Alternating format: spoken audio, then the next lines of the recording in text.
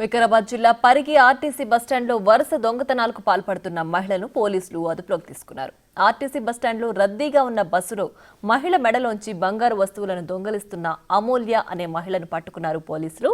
ఆమె వద్ద నుంచి 11 తులాల 8 గ్రాముల బంగారం, 80,000 నగదు, ఒక సెల్ ఫోన్ను స్వాధీనం చేసుకున్నారు. మహిళా చైన్ స్నాచర్ అమూల్యను రిమాండ్కు తరలించారు. ఈ దొంగతనాలకు సంబంధం ఉన్న మహమ్మద్ ఇక్బాల్ పరారీలో ఉన్నట్లు పోలీసులు తెలిపారు.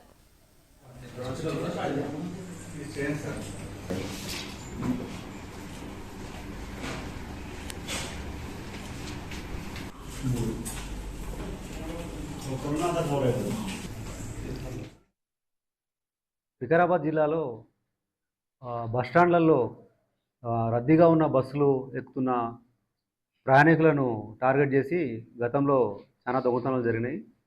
ఈ విషయంలో ఎస్పీ గారి ఆదేశాల మేరకు పరిగి పోలీస్ మరియు సిసిఎస్ వికారాబాద్ వాళ్ళు జాయింట్గా ఆపరేషన్ చేసి అమూల్య అనే ఒక లేడీని అరెస్ట్ చేయడం జరిగింది.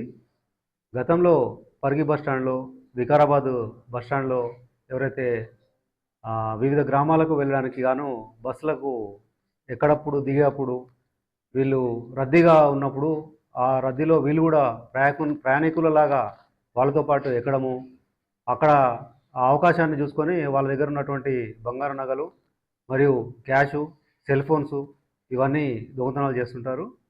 వీళ్ళని ఈ గ్యాంగ్ను ఐడెంటిఫై చేయడం జరిగింది. ఈమెను అరెస్ట్ చేయడం జరిగింది.